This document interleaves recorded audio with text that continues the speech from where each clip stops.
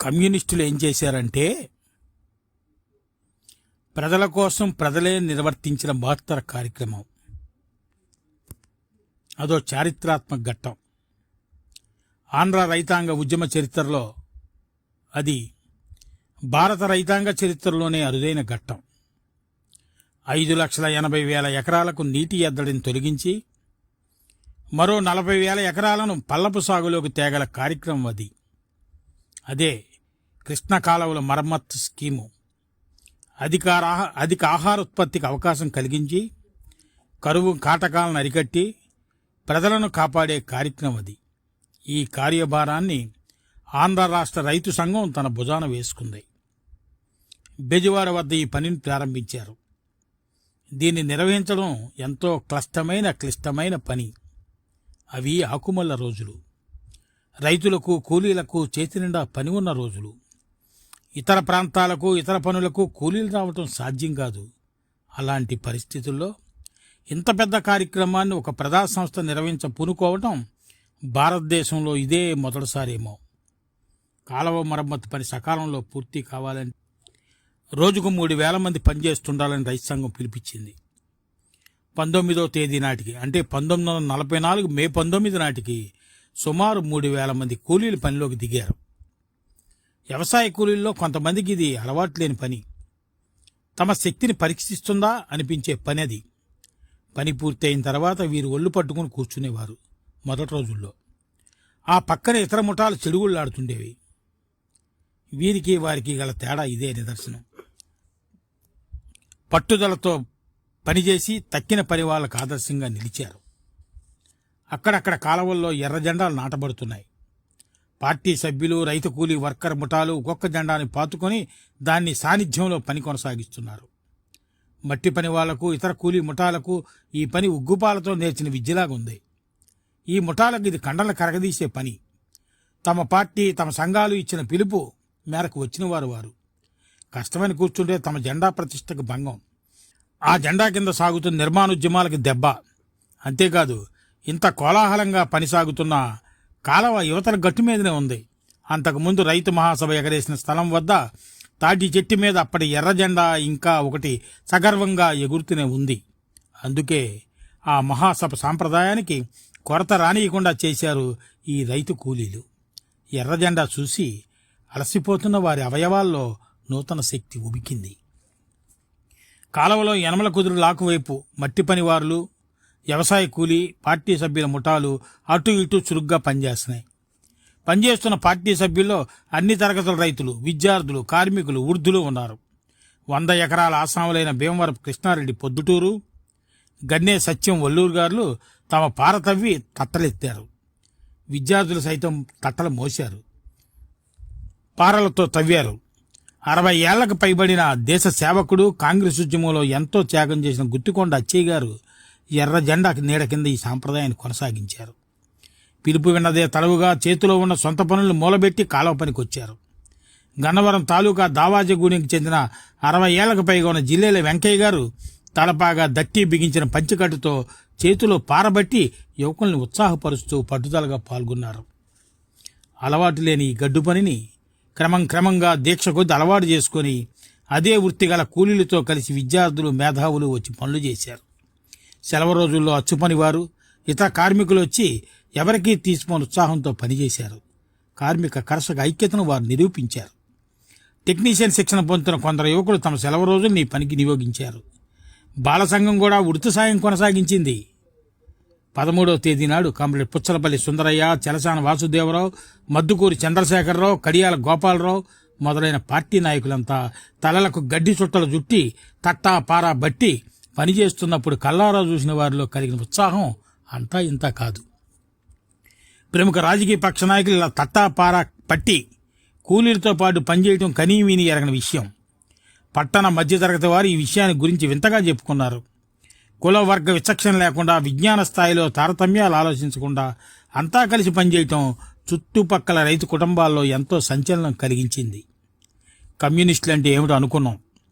వారి కార్యదీక్షను ఈనాడు కల్లారా చూశాం. బాగుందనైనా మీ పని అని ఆశీర్వదించాడు ఒక రైతు పెద్ద. కాలువకు ఇటు అటు ఉన్న పడమట యనమల కుదురు నుంచి కొంతమంది రైతు మహిళలు వంటశాలలో పనులు చేయడానికి తమంతట తాము ముందుకొచ్చారు. వెలగపూడి రత్తయ్య గారు గుమ్మడికాయలు పంపారు. యనమల కుదురులోని కొందరు యువకులు ఎవరూ పిలవకుండానే వచ్చి పనిచేశారు. పని పూర్తి చేసుకుని స్థానానికని ఎటో బయలుదేరిన రైతు కూలి వర్కర్లను ఆపి, మా ఇళ్లలోని నూతులున్నాయి, స్నానం చేయండి బాబు అని ఆహ్వానించారు. యనమల కుదురు రైతులు నీళ్లు చేదుకోబోతే ఇంతసేపు చేతులు పుల్లు చేసుకుని పనిచేశారు, మీరెందుకు చేస్తాం అని తామే చేది నీళ్లు పోశారు. ఇలా నడుము వంచి పనిచేస్తున్న వీరందరూ తమ బిడ్డలు. అలా చెమటోడ్చడం అంతా తమ పట్ల అభివృద్ధి కోసం, కరువు రాక్షసు నుండి దేశాన్ని కాపాడటం కోసం. అలాంటి తమ బిడ్డల పట్ల రైతు కుటుంబాలు సానుభూతి చూపడం సహజమే. ఈ కార్యదీక్ష ముందు ఈ సానుభూతి చలువలో రాజకీయ కక్షలు, ఇతర విభేదాలు అంతరించిపోయాయి. నిర్మాణ కార్యక్రమం పట్ల ఉత్సాహము, ప్రజాసేవ తత్పరతలు వికసించాయి. నా జన్మలో ఇలాంటి చూడలేదు అన్నాడు ఒక ఓవర్సీస్ ఆ పనులు చూసి. ప్రజలతో సంబంధం లేకుండా, వారి సానుభూతితో పని లేకుండా ఉండే ప్రభుత్వ అధికార వర్గానికి ఇది కొత్త కావడంలో ఆశ్చర్యం ఉంది. తమ వల్ల కాదనుకున్న పని తమ కళ్ళ ఎదుటే పూర్తి అవుతుంటే ఆశ్చర్యచకితులయ్యారు అధికార వర్గం వారు. ప్రజా సంఘాల శక్తిని కార్యరూపంలో చూశారు. అధికార వర్గానికి ప్రజా సంస్థలకు తారతమ్యం పనివాళ్లతో పనిచేయించడంలోనే కాదు, పని సాగుతున్నంతకాలం పనివారి నిత్య జీవనాన్ని గురించి శ్రద్ధ తీసుకోవడంలో కూడా ప్రజా సంఘాలు అధికార వర్గాలకు పాఠాలు నేర్పాయి. పనివారికి కంట్రోల్ ధరలకు బియ్యం మొదలైన ఆహార పదార్థాల సరఫరాకు ఏర్పాట్లు చేశాయి. దెబ్బలు తగిలిన వారికి చికిత్సా సౌకర్యాలను ఏర్పాటు చేశాయి. అన్నిటికీ మించింది ఏమిటంటే, పగలంతా పనిచేసి అలసిపోయిన వారికి సాయంత్రం కొంతసేపు వినోద కార్యక్రమాలను కమ్యూనిస్టు పార్టీ, రైతు సంఘం, వైజ్ఞానిక దళాలు చేపట్టాయి. ప్రతిరోజు అక్కడక్కడ బుర్రకథలు చెప్పాయి. దీంతో ఉత్తేజితులైన ముఠాలు మర్నాడు ఇంకా ఉత్సాహంతో, పట్టుదలతో పనిలో ప్రవేశించాయి. కృష్ణా జిల్లా తెలుగురావుపాలెం ముఠా మనిషికి 6 గజాల చొప్పున తవ్వి తక్కిన ముఠాతో బొలిసిక్ పోటీకి దిగింది. ఈ ముఠాలో 2 పార్టీ సభ్యులు, మిగతా వారందరూ వ్యవసాయ కూలీలే. గుంటూరు జిల్లా పార్టీ దళం అగ్రతాంబూలం పొందాలనే పట్టుదలతో పని కొనసాగించింది. ఇతర దళాలు రోజు రోజుకి ఎక్కువ పనిచేయాలనే దీక్షతో ఉరకలు వేశాయి. ఉదయభారతి గురుకులం బెజవాడలోని ఒక జాతీయ పాఠశాల. దీని నిర్వాహకులు పాటిబండ్ల మాధవ శర్మ. కవి, పండితుడు, సహృదయుడు, అభ్యుదయకరమైన ఏ విషయానికైనా చేయూతనిచ్చే ఆయన బందర కాలువ పనిని, దాన్ని కొనసాగిస్తున్న దీక్షను చూసి ఉత్తేజితులయ్యారు. తన వంతు సాయం వెంటనే చెయ్యాలనుకుని ఓ రోజు వేకువజామున తన శిష్య బృందానంతటినీ, తోటి అధ్యాపకుల్ని వెంటబెట్టుకుని కాలువ వద్దకు వచ్చి అందరికీ శక్తికి తగిన పని నిర్ణయించారు. తాను పారబట్టారు. మోయగల బాలకులంతా తట్టలు మోశారు. గట్టుపైన ఖాళీ అయిపడుతున్న తట్టల్ని పాలబుగ్గల పసిపాపల కేరింతలు కొడుతూ కిందకు అందించారు. మరి కొందరు బాలికలు మంచినీళ్ళు అందించారు. చుట్టుపక్కల వారు ముగ్ధులైపోయారు. ఒక వైజ్ఞానిక దళం సంతోషం పట్టలేకొచ్చి అరగంట సేపు ఎంతో ముచ్చటగా పాటలు పాడి వారిని ఆహ్లాదపరిచింది.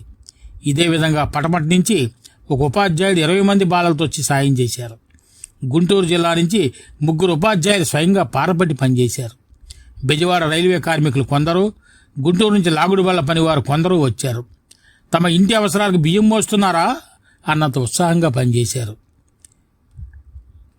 షాప్ ఎంప్లాయీస్ యూనియన్ సభ్యులు, తోళ్ల పనివారు మొదలైన అనేక కార్మిక సంఘాల వారు ప్రతివారం సెలవు రోజులు వెళ్లి పనిచేశారు. బెజవాడ ట్రేడ్ యూనియన్ సంస్థలన్నింటి తరపున 100 మందికి పైగా వెళ్లి ఒకరోజు పనిచేసి కార్మిక కరసక ఐక్యతను చాటారు. అంతేకాదు, గ్రామ పట్టణ ప్రజల సామరస్యానికి అదొక అమోఘమైన నిదర్శనంగా నిలిచింది. కాలువ మరమ్మత్తు పనుల్లో మహానాయకులు మట్టి తట్టలు మోసి ఆదర్శంగా నిలిచారు. మద్దుకూరి చంద్రశేఖరరావు గారు తట్టలోకి మట్టి తోడితే, యువజన సంఘం నాయకుడు కడియాల గోపాలరావు పుచ్చలపల్లి సుందరయ్య గారి నెత్తిమీద తట్టనెత్తడం, ఎత్తిన తట్టను సుందరయ్య గారు మరొకరికి అందించడం, అలాగే రైతు నాయకుడు చెరసాని వాసుదేవరావు మట్టి తవ్వి ముక్కామల నాగభూషణం గారికి తట్టందించడం, మరో పక్క 4 పక్కల నుంచి కూలీల కేరింతలతో తట్టలు మోయటం రైతు పెద్ద కాట్రగడ్డ రఘురామయ్య గారు పర్యవేక్షించడం జరిగాయి. కృష్ణా జిల్లా మహిళా సంఘ నిర్వాహక వర్గ కార్యసభ్యురాలు, రాష్ట్ర ఆర్గనైజర్ మానికొండ సూర్యావతి, డాక్టర్ బండారు అచ్చిమాంబ, మానికొండ బుల్లెమ్మ మొదలైనంత వారంతా వచ్చి తవ్వి తట్టలు మోశారు. పురుష దళాలకు ఏమాత్రం తీసిపోరనిపించారు. చిత్తశుద్ధి గల ప్రజాసేవలో స్త్రీ పురుష భేదం లేకుండా, ధనిక భేద కార్మిక కర్షక మేధావి శ్రమజీవి అనే విచక్షణ లేకుండా అందరూ కలిసి వస్తారనే సత్యం కృష్ణా కాలువ మరమ్మతుల్లో రుజువైంది. ఇది 1944 మే 24 జరిగింది. జూన్ 7 ప్రజాశక్తి సంచిక నుండి.